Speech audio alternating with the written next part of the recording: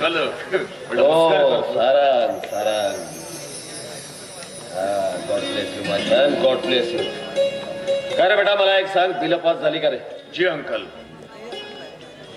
आणि अंकल, या फाईल मध्ये या वर्षीचा संपूर्ण हिशेब लिहिला आहे. आणि खरं सांगायचं म्हणजे या वर्षी आपल्या केपी कॉर्पोरेशनला जवळपास 25 लाख रुपयाचं प्रॉफिट मिळालं. Very good, very good.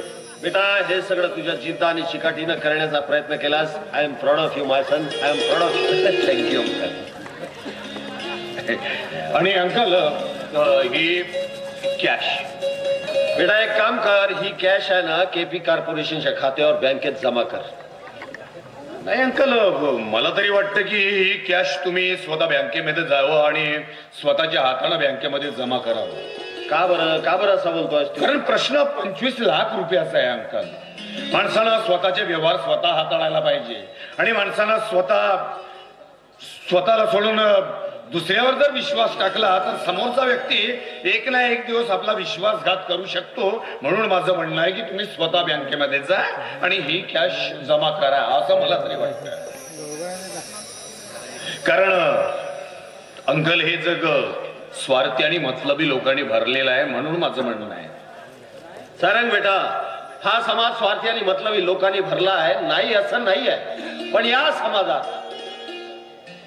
या समाजात अशी कितीतरी माणसं आहेत जे इमानदारीने जगण्याचा प्रयत्न करते आहे, जगत आहे. अरे जसं बेटा तू काही परकाणा आहेस माझ्यासाठी. अरे तू माझ्या मित्राचा मुलगा आहेस आणि तू माझी फसवणूक करणार नाही याची मला जाणीव आहे, खात्री आहे. आणि म्हणून बेटा मी तुझ्या इमानदारीवर आणि मेहनतीवर खुश होऊन माझे आर्थिक व्यवहार सुद्धा तुझ्याकडे सोपवण्याचा मी प्रयत्न करतो आहे. Thank you uncle. अंकल, तुम्ही आर्थिक व्यवहाराचा भार माझ्यावर सोपवण्याचा निर्णय घेऊन जो माझ्यावरती विश्वास टाकला त्या विश्वासाला मात्र अजिबात मी तडा जाऊ देणार नाही, हे तेवढंच पक्क. बस बेटा बस, मला तुझ्याकडून हीच अपेक्षा होती. आणि हो अंकल, काय राहिलं? एक 1.5 करोड रुपयाचं टेंडर आहे. अरे मग पास करून घेणं अडचण काय आहे? नाही अंकल, टेंडर पास करायचंय ठीक आहे, पण टेंडर वेळेआधी पास करायचं म्हटलं तर आपल्याला तिथं वेळेआधी लेबर पाठवावं लागतील ना. हे बघ बेटा, तुला काय करायचंय तू कर, माझा तुझ्यावर पूर्ण विश्वास आहे. आणि एक गोष्ट लक्षात ठेव बेटा, या जगात सर्वश्रेष्ठ असेल ती म्हणजे माणसाची माणुसकी आणि इमानदारी. आता काय की मला वेळ नाही आहे, मला एका मीटिंगला जायचं आहे. तू एक काम कर, ही कॅश केपी कॉर्पोरेशनच्या खात्यावर बँकेत जमा कर आणि सरळ ऑफिस मध्ये ये, मी तुला ऑफिस मध्ये भेटतो. ओके. हा बेटा धनराज, इरफानला सांग गाडी काढायला. अरे गाडी काढ रे.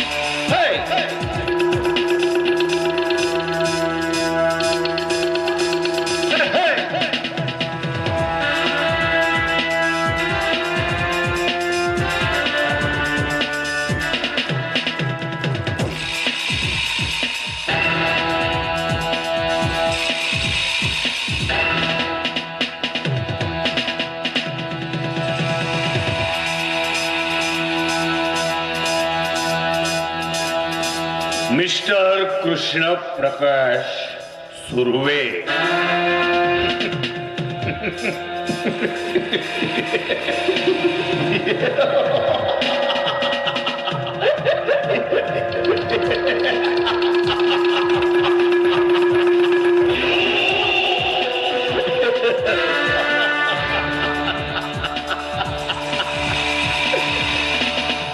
कृष्ण प्रकाश सुर्वे म्हणजे केपी कॉर्पोरेशनचा एक मालक.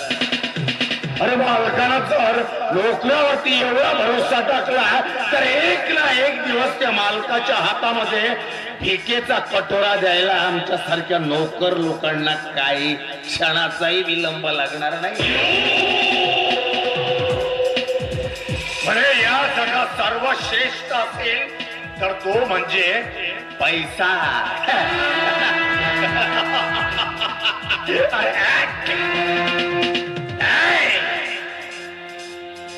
या जगात सर्वश्रेष्ठ असेल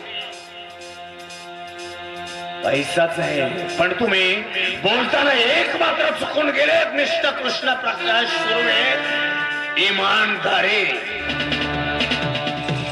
या जगात सर्वश्रेष्ठ माणसाची माणुसकी आणि इमानदारी नाहीये, फक्त पैसा श्रेष्ठ आहे. आणि माणसाच्या हातामध्ये पैसा असेल तर तो सर्व काही करू शकतो. जगाला विकत गेले त्याच्या हातमध्ये ताकद असते, पण ज्याच्या हातात पैसा नाही तेव्हा त्याचं शील, त्याचं चारित्र्य, त्याची माणुसकी, इमानदारी सर्व काही खाऊन जाते. पण नेमकं हेच तुम्ही विसरलात मिस्टर कृष्ण प्रकाश सुर्वे.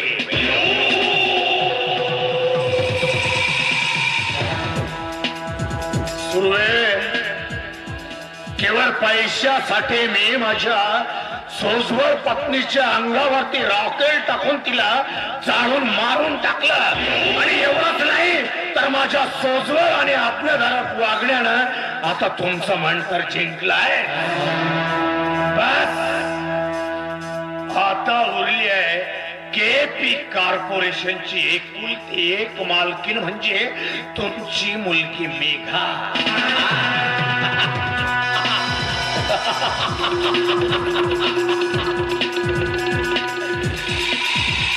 ती तर माझ्यासाठी एक कुबेराचा खजिना आहे.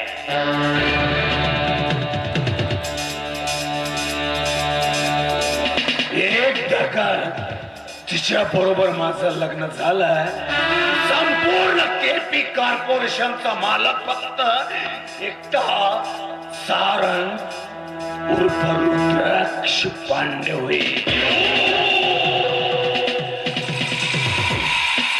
रुद्राक्ष पांडे. जेव्हा रुद्राक्ष आपलं रौद्र रूप धारण करतो ना, त्यावेळेस रौद्राक्षातून फक्त हा रुद्राक्ष आग भोगत असतो आणि त्या आगीमध्ये होर पळत निघत असते माझ्या बरोबर वैरत्व पत्करणाऱ्याचं जीवन. आयुष्य खराब करून सोडतोय हा रुद्राक्ष उर्फ सारंग पांडे.